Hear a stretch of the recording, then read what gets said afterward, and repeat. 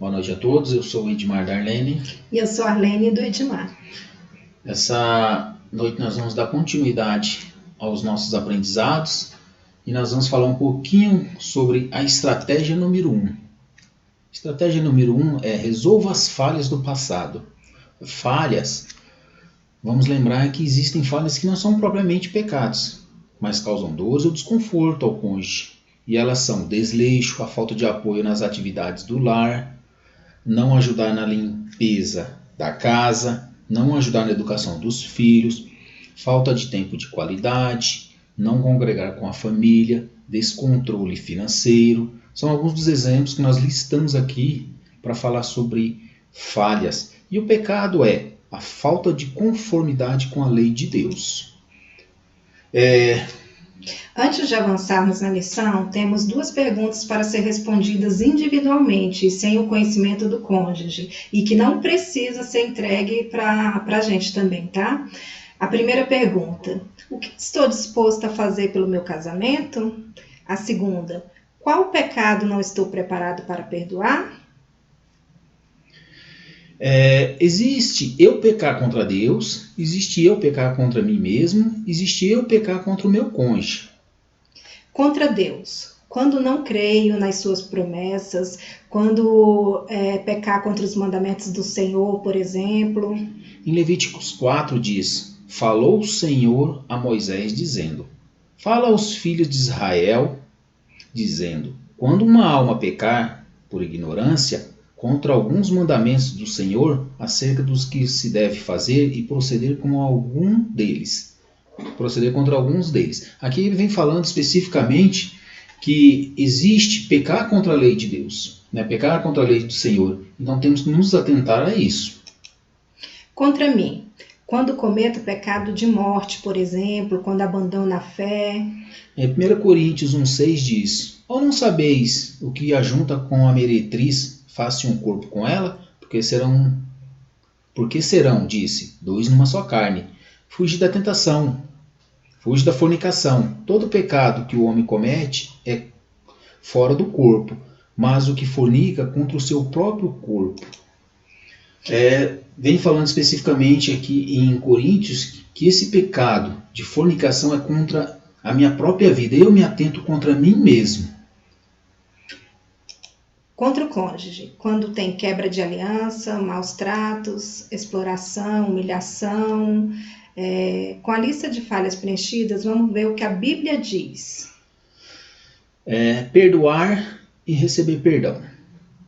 Mateus 6. E perdoa as nossas dívidas, assim como nós perdoamos aos nossos devedores. Porque se perdoardes os homens as suas ofensas, também vosso Pai Celestial vos perdoará a vós. Se, porém, não perdoardes aos homens as suas ofensas, também vosso Pai não perdoará as vossas ofensas. Então, questão de perdão não é uma questão de escolha, é uma obrigação. Você deve perdoar o seu cônjuge para que você receba o perdão de Deus. Porque se você diz que existe um pecado que o seu cônjuge cometeu e você não quer perdoar ou não aceita perdoá-lo, isso significa que Deus também não perdoará você daqueles pecados que você comete contra ele. Confessar cura.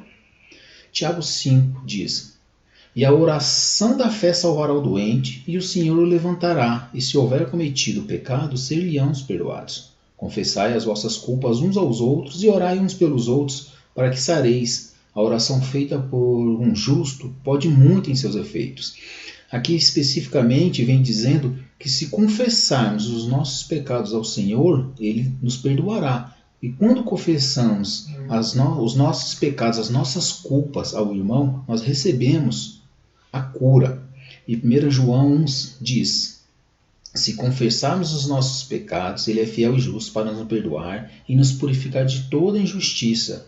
Isaías 43 diz: eu mesmo, sou o que apaga as tuas transgressões por amor de mim, e dos teus pecados não me lembro. Faz-me lembrar, entraremos juntos em juízo. Conta tu as tuas razões para que eu possa justificar. E Salmo 32 completa: quando eu guardei silêncio, envelheceram os meus ossos.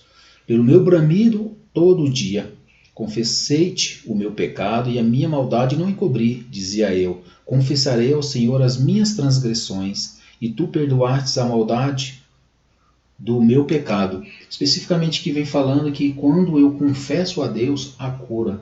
Quando eu confesso ao irmão, há restauração. E não podemos guardar esse pecado para nós. Perdão.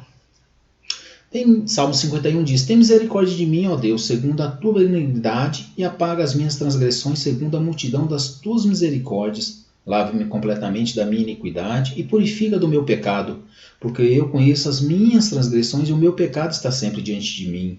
E Salmo 32 diz: bem-aventurado aquele cuja transgressão é perdoada e cujo pecado é coberto.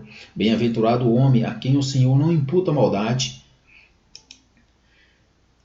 e em cujo espírito não há engano. Nós vamos falar um pouquinho sobre o pecado. Gálatas 5 diz: porque as obras da carne são manifestas, as quais são adultério, fornicação, impureza, lascívia, idolatria, feitiçaria, inimizade, porfias, emulações, iras, pelejas, dissensões, heresias, invejas, homicídios, bebedices, glutonarias e coisas semelhantes a estas, acerca das quais vos declaro, como já antes vos disse, o que comete tais coisas não herdará o reino de Deus. Muitos de nós, muitas vezes, temos nos omitido a confessar a Deus os nossos pecados, sabendo que, se houver hoje uma partida, não entraremos no reino de Deus. Isso tem que ficar claro. A falta de confissão a Deus do pecado faz com que a pessoa não herde o reino de Deus. E Tiago 5 diz: irmãos, não vos queixeis uns aos outros, para que não sejais condenados. E o casal não pode permitir as queixas entre marido e mulher, entre os cônjuges. Essa queixa é pecado. Resumindo, temos que lidar com o passado antes de deixá-lo para trás. Do contrário, ele continua a voltar. Não podemos apenas jogar debaixo do tapete. Lidar com as falhas do passado envolve 3 passos: identificar as falhas do passado, confissão, arrependimento e perdão. O que é lidar as falhas do passado? Significa reconhecer as nossas próprias falhas e não apenas apontar as falhas do nosso cônjuge. Ficar jogando na cara um do outro só provoca mágoa e ira, não resolvendo nada. Temos que aprender a conversar e expor as falhas sem machucar o nosso cônjuge. Aprender a falar dos nossos sentimentos. O livro cita que a maioria de nós pode identificar as falhas do nosso cônjuge muito mais prontamente do que identificar nossas próprias falhas. Que o Senhor tire qualquer trave que possa existir nos nossos olhos e que possamos admitir e reconhecer as nossas falhas, pois o casamento não funciona isoladamente. Se houver problemas, atingirá todos ao nosso redor. Uma metodologia do autor foi pedir para o casal conversar com os filhos e pais de cada um e ver a opinião deles em relação às atitudes do casal. Achamos bem válido, pois raramente nos enxergamos como os outros nos enxergam. O segundo passo é a confissão e arrependimento. Depois de corrigir as falhas de ambos, devemos confessar e arrepender. Primeiro a Deus e depois um ao outro.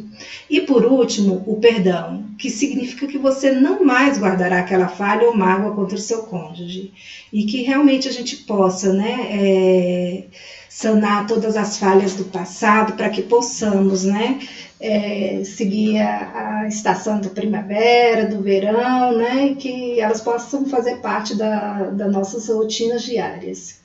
E missão aí para o próximo encontro é eu relacionar as minhas falhas e eu relacionar as minhas também. E apresentar aí pronto para o próximo encontro, tá ok? Fiquem na paz do Senhor. Boa noite.